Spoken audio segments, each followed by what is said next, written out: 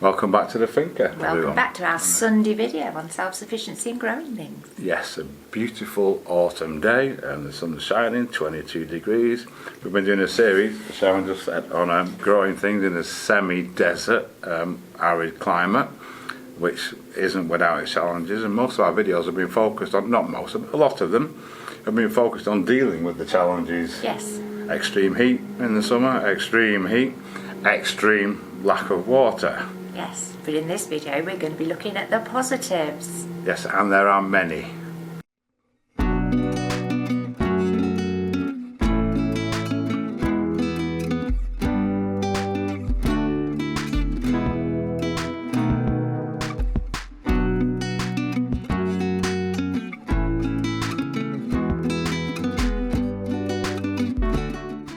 Probably one of our biggest successes is the pepper plants.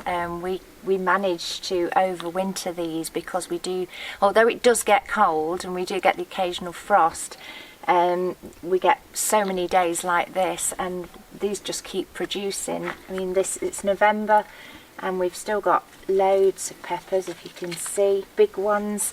This one behind me's got flowers again. It's just incredible.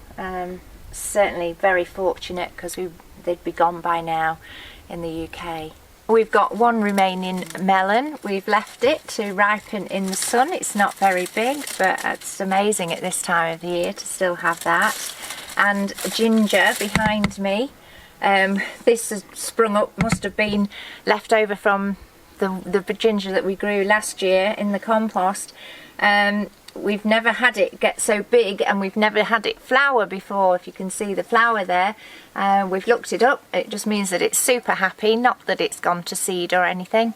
So I'm hoping this year we're going to get some really nice ginger. Peas, of course, in UK you'd be growing these in the summer because they like nice warm weather, but of course over here in summer you're talking about 35-40 degrees. It's far too hot, but they grow really well in the winter. So this is our winter veg coming on nicely. It's only been in a month, and as you can see it's getting very tall. So that's really good that we can grow peas in the winter here. Before we put the peas in, we had the tomatoes growing here, you may remember. They were right up here. They absolutely love this climate. We've had kilos of tomatoes, and we've just recently pulled a tomato plant at the back of the house, pulled it out. It had 600 grams of green tomatoes on it. We took it out because we needed the space to let the leeks grow, but we've made some green tomato chutney out of that, so they've not gone to waste. But yeah, tomatoes, they're still going now. We've got a few stray ones that pop up, obviously seeds in the compost, and they're still going strong, but don't think they'll probably ripen. Well, they won't ripen now, but it's good, you know, they just love this climate. So one of the obvious, all around this area of Spain you'll find citrus trees, oranges, lemons. They love the warm climate. Not going to be growing in the UK, that's for sure. We've got lots this year, which is absolutely fantastic. They're starting to ripen now. We picked one the other day. In fact, we touched it and it fell off, so we guessed it was ready, and it was absolutely beautiful. So this is our lemon tree that we transplanted earlier on in the year. It seems to love it here. Now it's settled down. We've got a few lemons and one that is ripening rapidly now. Yeah, it seems to be very happy here. It's sheltered from the cold off the mountains, and it gets lots of sunshine. And this is our rocket, again, because we get such a long growing season over here. This just keeps coming and coming. I've had so much of it. I think we planted it around about March time. It's now November, and as you can see, they're still looking really healthy. So we can actually grow carrots all year round here. We don't tend to bother in the summer because we don't really eat carrots in the summer. We're more salady types. But we've planted these again about a month ago, and we've got loads of them come up. We've also got Brussels sprouts in here. If you remember a few weeks ago, something was eating them just as they started to pop up. So we've treated that now. We've got our netting to keep the birds off, and also sprayed the soil with diatomaceous earth to stop any little critters in the soil eating them. But we can't establish yet what is and what isn't a Brussels, because they need to get a bit bigger, so you can tell.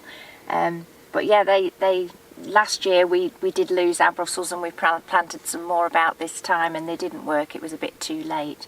So we're just going to stick with this and just hope that we have got some that survived. Our leeks, they're still growing strong. I think by this time in the UK they'd have died off by now, killed by the cold weather. But they're loving it here.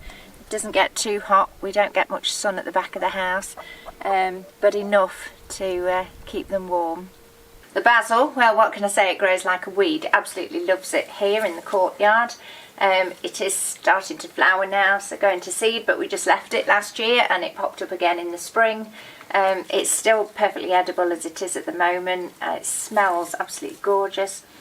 Yeah, just it loves it here.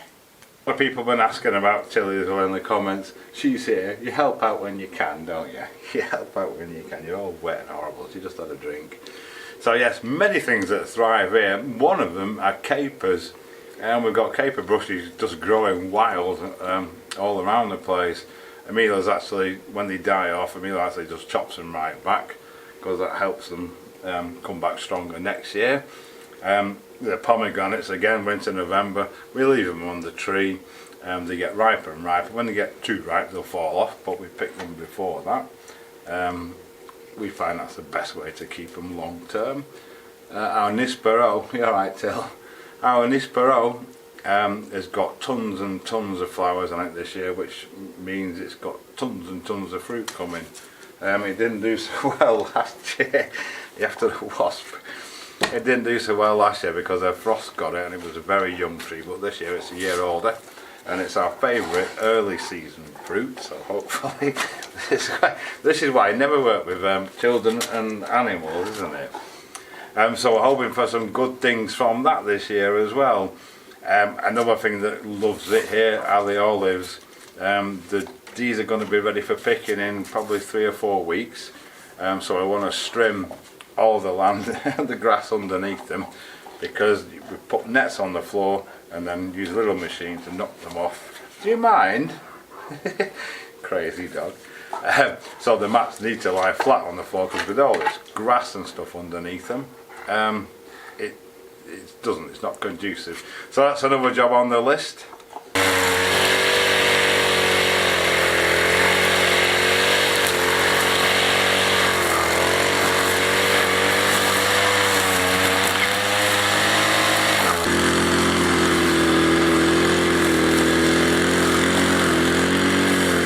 Wow, that looks a lot better, and he's done half, so I've got the other 4 trees to do around the trees, but that can wait for another day. But yeah, it just looks so much better. Another thing as well that loves this arid, super hot, dry, semi-desert climate are the almond trees. We get given, hopefully this year as well, because Emilio's kind of working on next door a bit. You might want to keep the wood himself, but we usually get a couple of tons or so every year.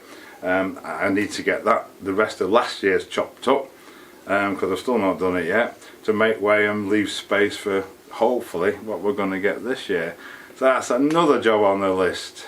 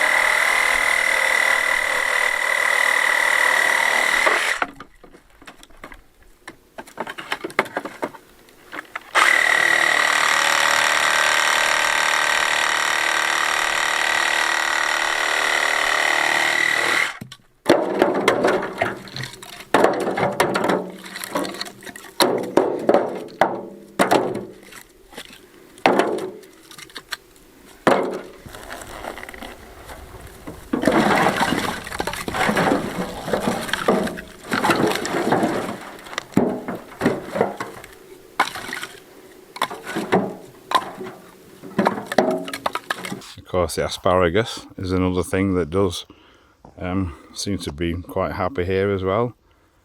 It's coming to the end now. We'll be chopping that down shortly. Obviously we'll be covering that in the video too. The bay tree is another one that seems to be doing very well in this arid semi-desert climate as well.